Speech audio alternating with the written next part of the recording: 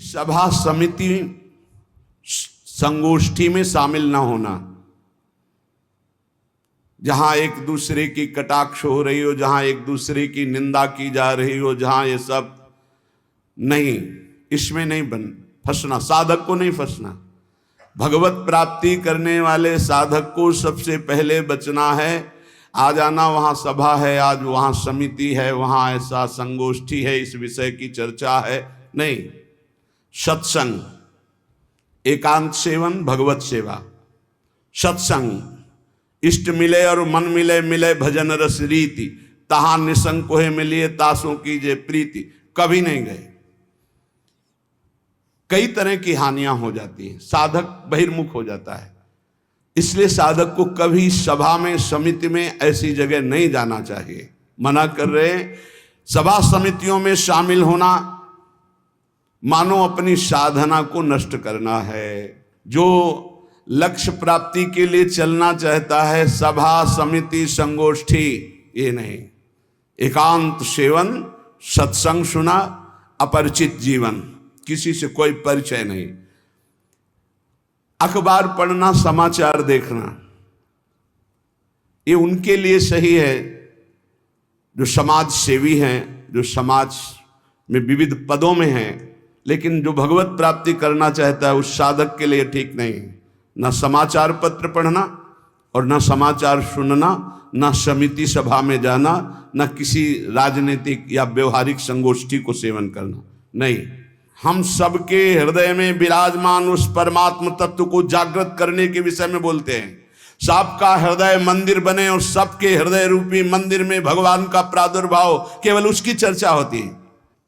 जिस प्रभाव से अनंत जन्मों से हम भटक रहे हैं, उस माया की मलिनता का नाश करके सच्चिदानंद प्रभु में स्थित होने की चर्चा होती है। बहुत चर्चाएं हो रही हैं, कम से कम एक चर्चा तो पकड़ो जिससे तुम्हारे हृदय मंदिर के पट खुले और तुम्हें साक्षात्कार हो जाए भगवान का। जब तक हृदय मंदिर में भगवान प्रकाशित नहीं होंगे, तब तक कुछ काम बनने वाला नहीं। तो सत्संग हृदय मंदिर के पट खोलता है, सत्संग ज्ञान चक्षु खोलता है, प्रेम नेत्र खोलता है।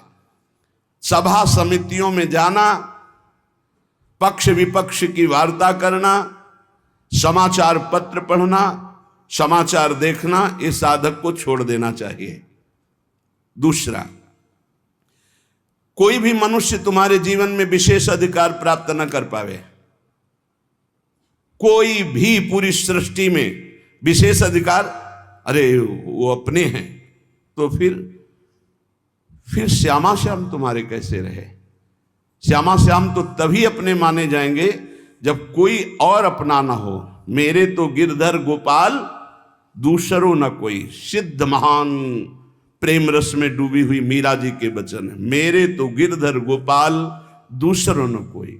गोस्वामी तुलसीदास जी, एक भरोसो, एक बल, एक आस विश्वास, एक राम घनश्याम हित चातक तुलसीदास।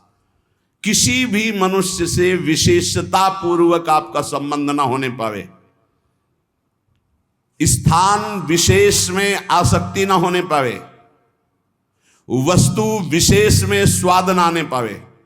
भगवत प्राप्ति करना है तो दूसरी बात, सावधानी पूर्वक। कोई हमारा विशेष नहीं, कोई खास नहीं, कोई वस्तु, व्यक्ति, स्थान, कोई विशेष हमारे नहीं। जहां राखो तहां रहो, मान सुख रास है। जहां मेरे स्वामी जैसे रख रहे हैं वैसे रह रहा हूं। मेरा नहीं, मेरे स्वामी कहे जब चाहे तब हटा दे, जब चाहे तब रख ले, उनकी बात है। वस्तु जैसा चाहा वैसा भेज दिया, वैसा हम उसका सेवन कर रहे हैं। हमारे लिए कोई खास वस्तु नहीं, मेरे स्वामी ने भेजा इसलिए बात है। तीसरी, मठ या आश्रम की स्थापना करके उसके विषय में चिंतन करना और धन आदि की चाह करना, ये साधक भगवत प्राप्ति से भ्रष्ट होने की वृत्ति है। ये सिद्धों का कार्य है, साधकों का नहीं। मठ आदि की स्थापना करना ये सिद्धों का कार्य, आचार्यों का कार्य है। आश्रम आदि की निर्माण वृत्ति करके फिर उसके संचालन के विषय में चिंतन करना, फिर रुपया पैसा इकट्ठा करना, और जब मर गए तो बाद में जो चार शिष्य हैं आपस में झगड़ा करना, मुकदमाबाजी शुरू होना। बचो इससे। जैसे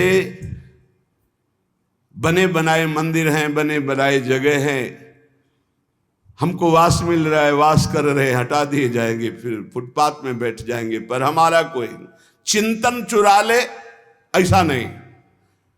हम ऐसा कुछ नहीं करेंगे जिससे हमारा चिंतन बंटवारा हो जाए। मेरे प्रभु हैं, वो थे, वो रहेंगे।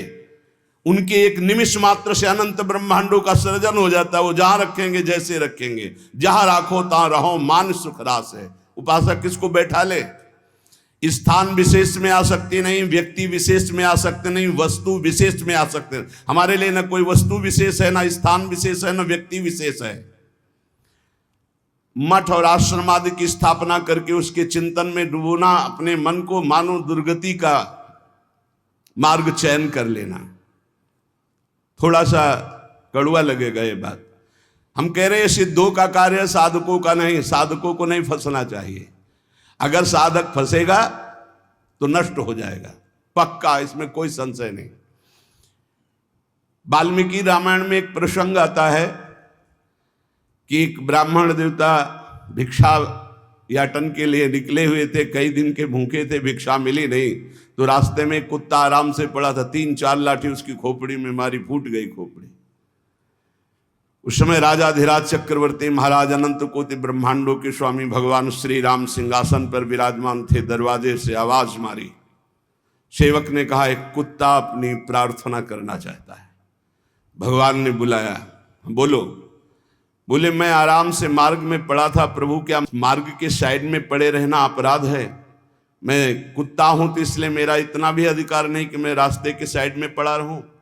नहीं, हुआ क्या, एक ब्राह्मण ने हमारे 4-5 लाठी मारी, खोपड़ी फूट गई। आप बताओ क्या मेरा दोष क्या था? मैंने भूखा भी नहीं, मैंने उसको कुछ छेड़ा भी नहीं, फिर क्यों मारा? बोले हमारे दरबार में ब्राह्मण को तो दंड दिया नहीं जाता।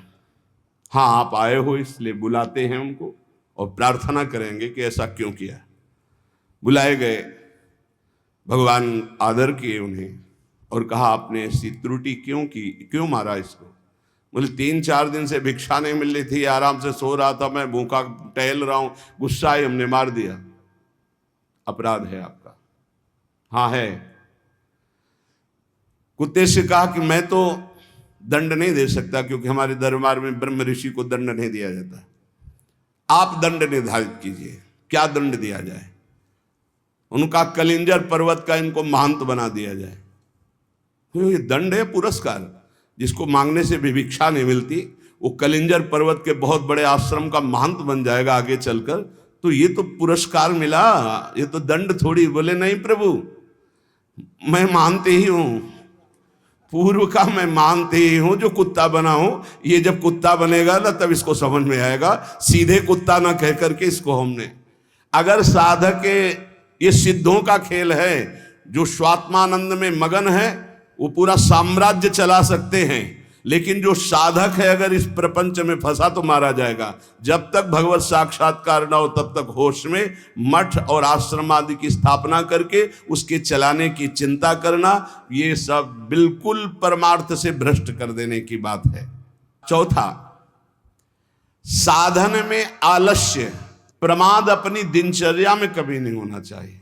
गुरु प्रसाद से अभी तक, अब आगे भगवान जाने, अगर 102 बुखार भी है और हमारा नियम है 12:30 बजे 1 बजे जगना, तो जगना है, जगना। पैदल आते